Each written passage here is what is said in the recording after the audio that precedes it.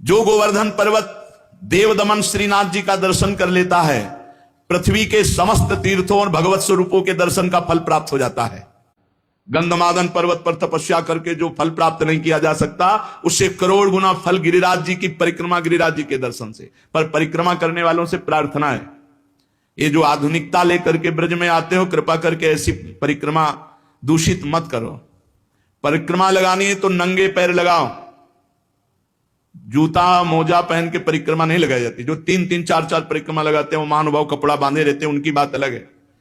आप कहो जिंदगी में दोबारा ना लगाने को मिले, इसके बाद कोई व्यसन परिक्रमा मार्ग में न करे गिरिराज जी में। जैसे हमने देखा है, स्वयं सिगरेट पी रहे हैं, मसाला खा रहे हैं, पिच पिच थूक रहे हैं, तुम्हें शर्म आनी चाहिए। तुम ब्रजमंडल भगवान की तीर्थ मंडली जहां विराजमान है गिरिराज जी में, वहां आए हो, वहां तुम थूक रहे हो, तुम्हें शर्म नहीं आ रही? एक दिन मसाला नहीं खाओगे मर जाओगे, एक दिन बीड़ी सिगरेट नहीं पियोगे मर जाओगे, एक दिन नशा नहीं करोगे तो मर जाओगे।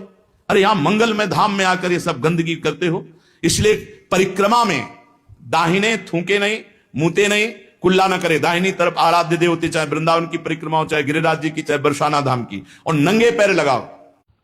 गोवर्धन पर्वत की यात्रा करने से 1 करोड़ सोने से सींग बढ़ाकर गौ में दान करने का जो फल ऋषभ पर्वत, कूटक पर्वत, कोलक पर्वत पर है, वो गिरिराज जी की यात्रा मात्र से पूर्ण हो जाता है।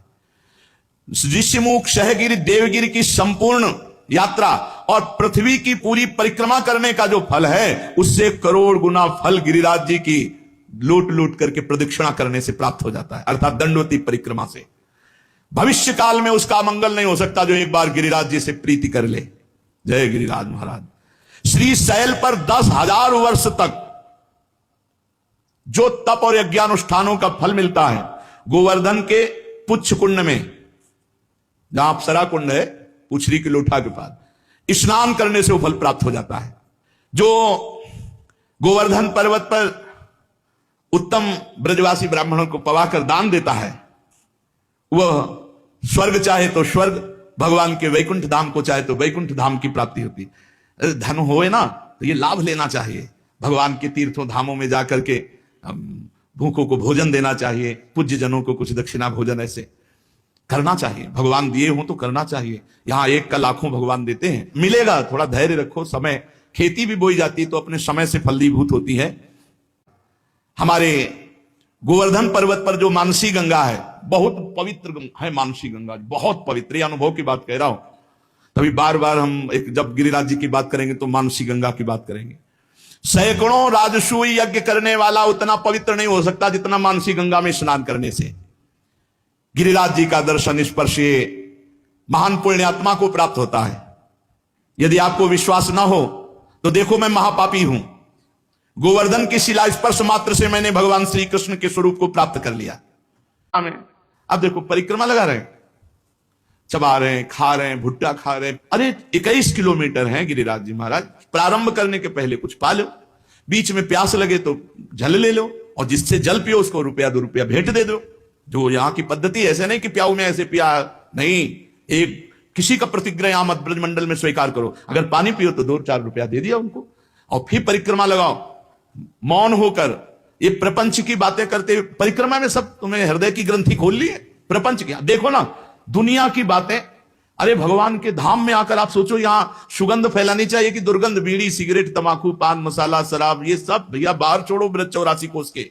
यहां आओ तो कमाओ, भगवान का पुण्य मंगलमय धाम का आनंद प्राप्त करो। गोवर्धन महाराज में जो कष्ट सहा जाता है वो बड़े बड़े पापों का नाश करता है, बड़े बड़े पापों। अरे ये कमाई की जगह है।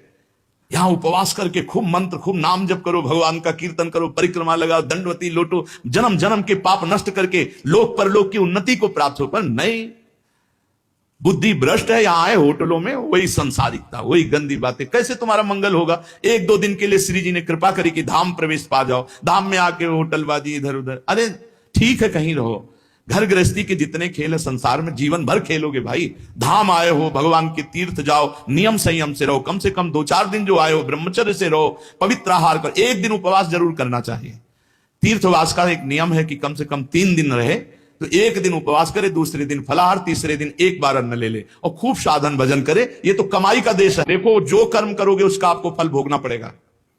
चरित्र सुन करके भयभीत होना चाहिए, और भगवान की शरण में जाना चाहिए और वो उपाय करना चाहिए जिससे हम निष्पाप हो जाएं, हमें दंड भोगने को ना मिले, हमें कम से कम अगला जन्म मिले तो सुअर कुत्ता का ना मिले, फिर मनुष्य जन्म मिले और हम साधना करके भगवान की प्राप्ति करें। मनुष्य जीवन बड़ा दुर्लभ है।